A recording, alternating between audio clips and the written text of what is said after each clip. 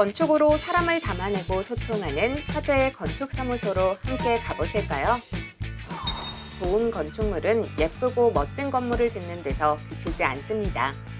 사람을 이해하고 삶을 디자인할 수 있어야 하는데요. 이러한 가운데 시대의 흐름을 공감하고 사람과 건물의 간극을 좁혀나갈 수 있도록 다양한 실험과 건축을 하고 있는 스튜디오가 있어 화제입니다.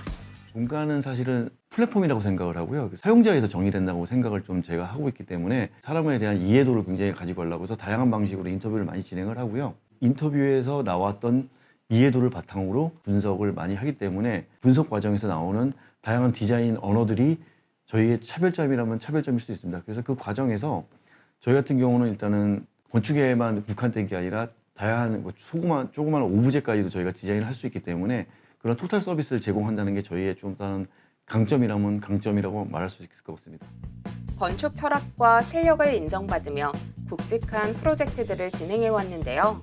어떻게 보면 트렌드를 갖다가 따라가야 되는 거냐, 아니면 그래서 건축은 또 나름대로의 스스로의 철학을 만들어 나가는 거냐, 이런 것들도 굉장한 고민거리긴 하나라서 일단 저 같은 경우에는 건축을 놓고 얘기할 때 사실 트렌드를 따라간다기보다 그 기본적인 철학을 바탕으로 하나의 플랫폼을 구성하는 것이 어떤가 하는 생각을 좀 많이 하고 있어서 결국은 사용자에서 정의되고 건축을 하나의 플랫폼으로서 공간적 가치를 갖다가 계속 제공하는 하나의 마더보드 같은 역할을 한다고 생각하는 게 현재 갖고 있는 제 철학이긴 합니다. 건축에 대한.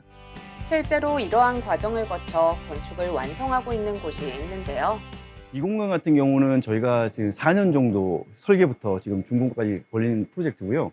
새로 지어진 건물의 재료와 원래 갖고 계신 재료를 갖다가 건축가가 이제 제안드리는 개념으로 이제 잘 적층을 하여서 그 레이어를 갖다 합치는 거죠. 시간의 레이어를. 그래서 이 작업 같은 경우는 시간의 레이어와 어떻게 보면 사용하는 사람들의 그 정서를 갖다가 저희가 응축해서 담아가지고 만들어낸 작업이라고 보시면 될 것 같습니다.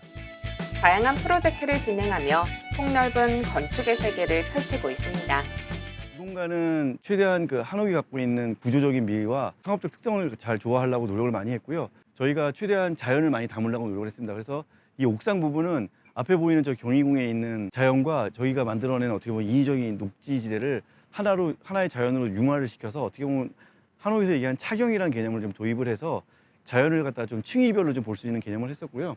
그 다음에 보이시는 이 파란색 가구들도 저희가 다 직접 디자인을 하여 색감적으로도 이제 가장 강력한 좀 이미지를 좀 줄 수가 있고, 좀 잠깐 앉아서 도심 속에서 산책로 같은 거 참 쉬었다 갈 수 있는 벤치 같은 경우로 디자인을 해서 이 공간에다가 선사를 좀 해드렸습니다. 이 공간은 아까 보셨던 공간의 바로 아래층에 위치한 공간인데요. 저희가 설계를 할 때 항상 보면은 최대한 자연을 좀 같이 담을 수 있는 공간을 만들려고 노력을 합니다. 그래서 자연이 순차적으로 건축에 융화하는 과정을 담기 위해서 나무를 하나의 직교 관계라고 하죠. 수직 관계로 연결을 해서 나무가 주는 은은한 느낌과 건축이 주는 강렬한 느낌을 갖다 중화하는 개념으로서 하나의 문화 공간으로서 방문하시는 분에게 제공하고자 만들어낸 공간입니다.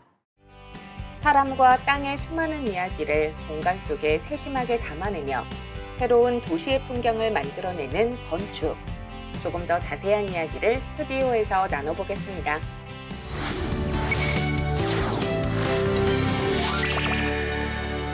건축은 시대를 반영한다고 합니다. 그래서 건축에 진심을 담아서 건축하고 있는 이승엽 소장님과 함께 건축에 대한 모든 것을 함께 이야기 나눠보겠습니다. 안녕하세요, 소장님. 안녕하세요.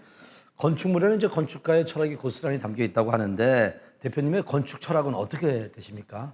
그러니까 저의 건축 철학이라고 뭐 거창하게 말할 것까지는 아니고요. 말씀을 드리자면은 다양한 분야와의 소통하고요. 그다음에 크고 작은 스케일을 통해서 사회적 역할이 중요하다고 생각합니다. 건축가의. 그래서 그 사회적 역할을 통해서 결국은 사람과 건축가의 간극을 어떻게 좁혀나가느냐, 결국은 이제 사회와의 소통을 되게 강조를 하는 편이고요. 이러한 고민들을 통해서 결국은 사람을 어떻게까지 이해를 하고 그 좋은 이해를 통해서 결국은 좋은 쓰임새, 결국은 사용자 중심이 되는 공간이 정말 좋은 공간이라고 생각하고 그 사람의 이야기를 최대한 담아낼 수 있는 공간을 최대한 만들어내는 게 저희 건축 철학이라고 할 수 있겠습니다. 그럼 소장님은 건축물을 의뢰한 분과 많은 이야기를 또 나누고 그분에게 적합한 것을 건축해 주려고 노력하시는군요.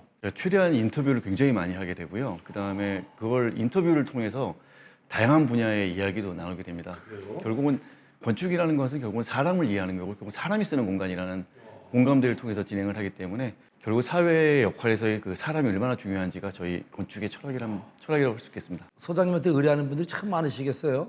사실 건축이라는 거는 뭐 의뢰만 된다고 해서 여러 가지 파이낸싱이라든 여러 가지가 다양하게 와야 되는데 저희는 다양하게 상담도 해드리고 어떻게 보면 이 과정을 어떻게 헤쳐나갈 수 있는지 방법을 다 솔루션들을 저희가 제공하고 있으니까 언제든지 마음 편하게 와주시면 감사하겠습니다. 예.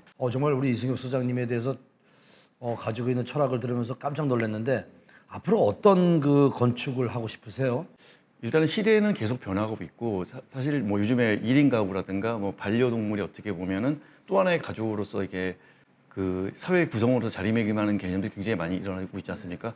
결국은 이런 사회적 현상의 변화를 통해서 결국 우리가 살고 있는 가족 구성원이라는 게 어떤 개념으로 다시 재정립 될 것인가 이런 고민을 놓고 계속 이런 개념을 넣고서 결국 이제 이런 분들이 어떻게 모여서 사회를 또 구성할 것인가 이런 개인적인 고민을 해서 어떻게 보면은 이런 정서적인 교감대가 강하게 이루어지는 사람들이 살아가는 공간은 어떨까에 대한 고민을 많이 하고 있어서 그러한 그 철학을 바탕으로 한 주택이라든가 공간들을 많이 제공하려고 지금 연구 중에 있습니다. 내가 살아가는 집, 나에게 딱 맞는 집, 그런 집을 지을 수 있는 것은 또 이렇게 그 소장님과의 많은 이야기 속에, 대화 속에 그런 집을 만들어 간다는 이야기 듣고 저도 그런 집을 하나 갖고 싶다는 그런 생각을 해봤습니다. 오늘 이승엽 소장님 철학에 대한 건축에 대한 철학을 잘 들었습니다. 감사합니다. 감사합니다.